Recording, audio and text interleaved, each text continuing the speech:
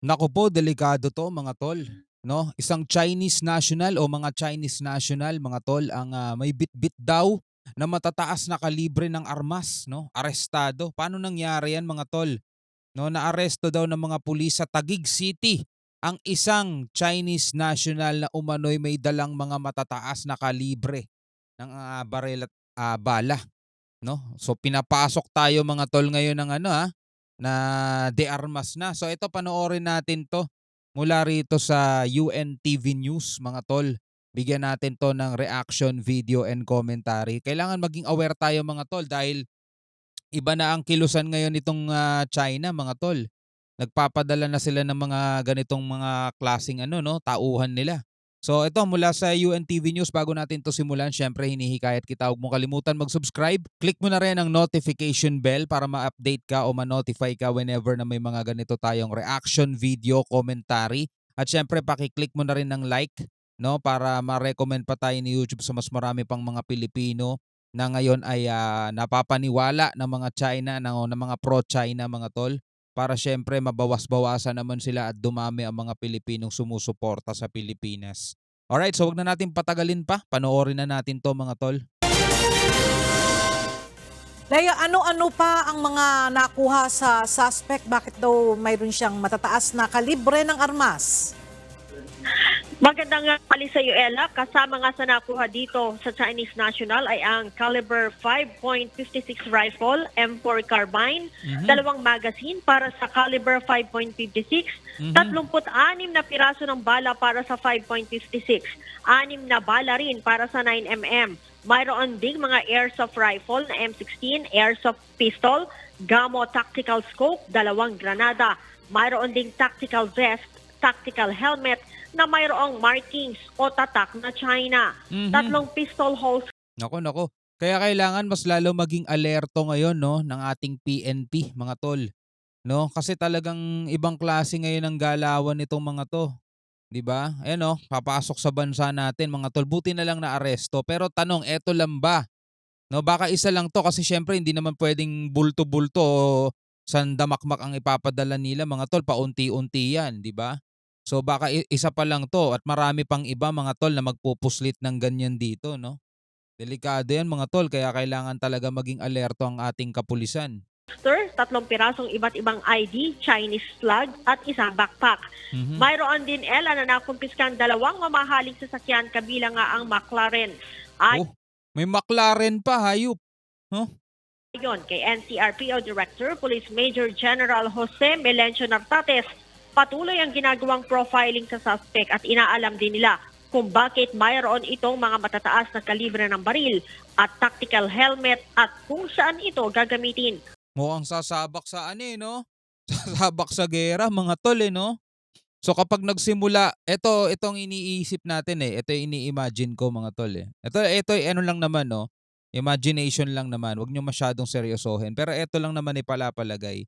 Ang ginagawa ng China mga tol, unti-unti 'no, papadala sila rito kahit tulad nung mga ano, katulad nung biglang paglobo ng mga Chinese student dun, 'di natin alam kung anong pakay nila sa Cagayan pero malapit sila sa EDCA sites mga tol.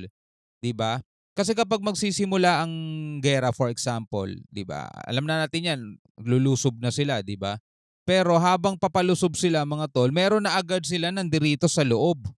Nasa loob na agad mga tol, 'di ba? Tas malapit pa sa mga EDCA sites 'yun, isipin niyo mga tol. 'Di ba? Pwede nilang i-sabotage na agad yung mga bagay. Pero syempre binabantayan naman din ng mga sundalo. Pero hindi natin pa rin alam mga tol kung anong pakay nila. Tapos eto nakakapagpasok na ng ano 'no, mga armas dito. Kaya kailangan talaga mas lalong maging alerto ang ating kapulisan.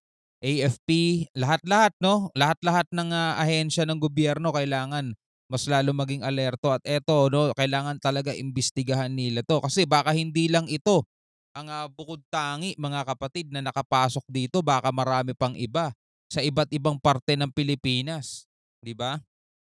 Delikado yang mga ganyang mga bagay. Ito sa Taguig City daw 'to nahuli. Wala din aniyang maipakitang dokumento ang suspect sa 2 mamahaling sasakyan. Sinabi pa ni General Nartates na matapos maaresto ang suspect, mayroon pa mga Chinese na nagtungo sa Camp Bagong Diwa Taguig para suhulan ng mga pulis. Oh, wow! Pagkatapos maaresto, may mga Chinese national na nagpunta doon sa Bagong Diwa para daw suhulan ng mga pulis. Naku po. Eh kailangan yung mga nanuhol na yon i-hold na rin nila, 'di ba? Hold na rin nila, malay mo mga kasamahan pa pala yun, 'no? Kailangan hold na rin nila, inimbestigahan na rin. O teka, teka. Halika, saka 'di ba bribery ano na rin 'yon mga tol, kaso na rin 'yon. Kapagka ikaw ay nagtangkang mangsuhol, 'di ba, namba-bribe ka, eh dapat arestuhin ka na rin, 'no? Tapos alamin kung kumpleto ba dokumento mo, nandirito ka sa Pilipinas, baka illegal alien ka, 'di ba? Kumpleto ba dokumento mo, may mga IDs ka ba nandirito, ano-ano ang business mo rito sa Pilipinas, ano pakay mo, 'di ba, yung mga gano'ng mga bagay. ng halagang 3 milyong piso kapalit ng kalayaan nito. Naku, 3 million pesos, medyo may kalakihan din yon. Pero eto, sana naman ang ating mga kapulisan ay hindi pa sisilaw dyan, no? Maging tapat sila sa bayan natin kasi hindi biro-biro yung mga dala nun, mga tol. Kakaiba yung mga dala nun. Medyo may kabigatan. Ng mga pulis ng halagang 3 milyong piso kapalit ng kalayaan nito. Dahilan para arestuhin din ang Chinese na nag-alok ng suhol. Yon. Maharap sa kasong paglabag sa Republic Act 10591 o Comprehensive Firearms and Ammunition Law at Republic Act 91 o 9516 o Comprehensive Law on Explosive ang Chinese na nahulihan ng baril at Alam mo, may mga katana pa eh. pampasabog. Hindi rin naman ligtas sa kaso ang Chinese na nagtangkang manuhol at ito ay sasampahan ng kasong corruption of public official Yon. ng National Capital Region Police Office. Dapat eto mga kapulisan natin mga tol, lalong-lalo na ngayon mainit ang usapan dito sa West Philippine Sea, 'di ba? Dapat mas lalo silang maging mahigpit ngayon dito, 'di ba? Hindi lang sa Chinese mga tol, syempre hindi naman tayo hindi naman tayo bias. Sa lahat, no, sa lahat kasi hindi natin alam mga tol, posibleng yung ibang lahi pro-China pala, posibleng yung ibang lahi sympathizers pala o kaya taga-suporta ng China, ayaw din sa Pilipino, ayaw kay Marcos, mga gano'ng mga bagay mga tol. Kaya kailangan mas lalong maging alisto ang ating kapulisan at hindi nga lang sa mga foreign nationals pati na rin mismo sa mga Pilipino kasi alam naman natin, di naman lingid sa kaalaman natin mga tol, na merong mga Pilipino rito, mga tol. Pilipino pa man din ang ibinebenta ang kanilang puri, ang kanilang dangal, ang kanilang pagka-Pilipino para suportahan lamang itong mga kandidatong kanilang minamahal ng lubos, 'di ba? Andiyan diyan yung nagwewelga sila, nagrarally sila para tuligsain ang gobyerno sa mga hakbang, pinatatakot nila sa mga Pilipinong neutral lang, kumbaga wala namang masyadong pakialam, 'di ba? Ang pinatatakot nila diyan, kapag sinuportahan niyo si Marcos, magdadalhin tayo sa giyera niyan, mga gano'ng mga bagay. Pero lingid din sa kaalaman nitong mga Pilipinong 'to na binayaran lang din naman para mag-rally, magwelga, unti-unti nang kumikilos ang China mga tol para talagang matupad ang kanilang kagustuhan kasi talagang sila desperadong-desperado talaga sila Sobrang nangangailangan talaga sila kaya kahit na hindi na kanila, kinukuha pa nila. Biruin mo, mga tol, yung West Philippine Sea, hindi na talaga kanila yun Kasi yung 10 dash line na guhit nila, imaginary line lang nila yun. Hindi naman yun kinilala ng UNCLOS. Pinawalang bisa yun. 'Di ba? Defined by UNCLOS, merong Pilipinas na 200 nautical miles. No, doon nagkakaroon tayo ng overlapping sa ibang mga bansa. 'Di ba? Nagkakaroon tayo ng problema din for example sa Vietnam dahil marami ding kini-claim ang Vietnam dito sa West Philippine Sea. Pero ang nagiging problema lang talaga natin mga tol is yung pambubulas at saka pangaharas ng China, 'di ba? Pinapalayas nila yung mga mangingisda natin.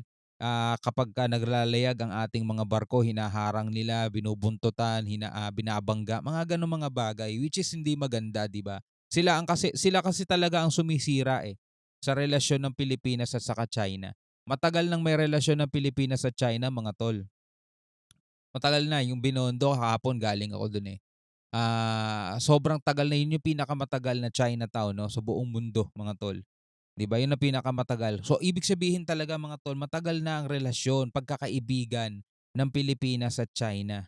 Ngayon lang talaga sila ang sumisira. Hindi naman kasi pwedeng mananatiling magkaibigan pero inaagawan ka ng lupain mo, inaagawan ka ng teritoryo mo, 'di ba?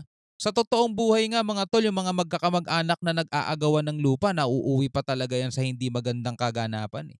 'Di ba? Nauuwi pa yan sa kahit magulang mo, titirahin mo na, 'di ba? Mga gano'ng mga bagay mga tol. So dito talaga kailangan maging handa ang bawat Pilipino. So ikaw, bilang isang Pilipino, ano masasabi mo dito sa video 'to, dito sa balitang 'to na napanood natin mga tol? Comment ka na lang sa ibaba, 'no? At maraming maraming salamat sa panonood. Hanggang sa muli, ako nga pala si Shobal D. Peace out.